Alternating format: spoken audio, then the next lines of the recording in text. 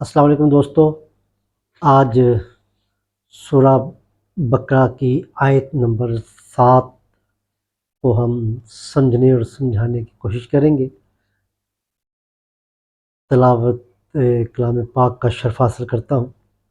اعوذ باللہ من الشیطان الرجیم، بسم اللہ الرحمن الرحیم۔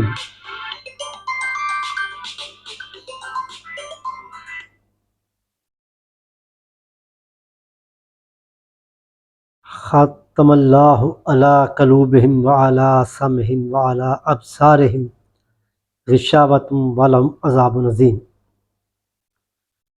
اللہ نے ان کے دلوں پر اور ان کے کانوں پر مہر لگا دی اور ان کی آنکھوں پر پردہ ہے اور ان کے لیے بڑا عذاب ہے۔ تو دوستو، اس آیت سے بظاہر جو ہمیں سمجھ آ رہی ہے وہ یہ ہے کہ اللہ تعالیٰ نے ایسے لوگ جو ایمان نہیں لا رہے، ان کے دلوں پر، ان کے کانوں پر مہر لگا دی ہے اور ان کی آنکھوں پر پردہ ڈال دیا ہے۔ یہ براہ راست اگر اس آیت کو ہم سمجھنے کی کوشش کریں گے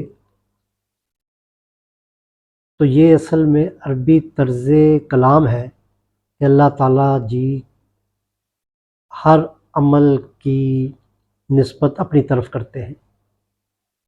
جیسے آپ نے دیکھا ہوگا کہ کئی جگہوں پہ ایسا ہے کہ اللہ تعالیٰ جی کہتے ہیں کہ یہ درخت، یہ پھل، یہ پھول ہم نے لگائے ہیں۔ وہ اللہ نے تو خود براہ راست نہیں لگائے ہوتے، اس کی نسبت اپنی طرف کی جاتی ہے۔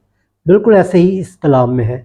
اللہ تعالیٰ جی فرما رہے ہیں کہ ان لوگوں نے اپنی فطرت سلیم جو حق کو قبول کرنے کے لیے انسان کو دی جاتی ہے، وہ انہوں نے گناہوں میں اور ضد، عناد اور تکبر میں پڑھ کے وہ حق کو سمجھنے کی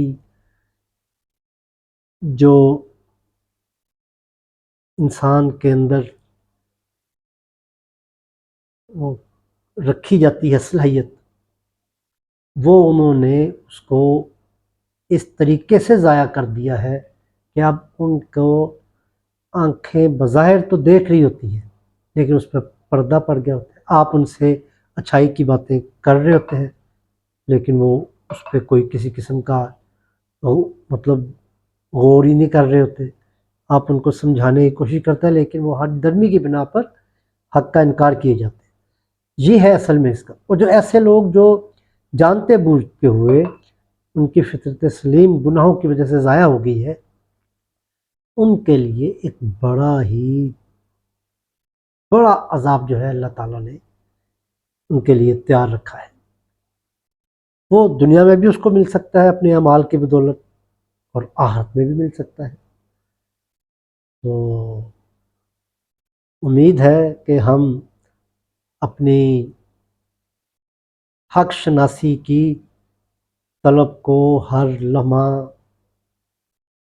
زندہ رکھیں، اور ہماری طبیعت کے خلاف بھی اگر کوئی حق بات کوئی کہہ رہا ہے، حق ہمیں نظر آ رہا ہے، تو اس کو اپنانے میں تامل نہ کیا جائے۔ بہت شکریہ۔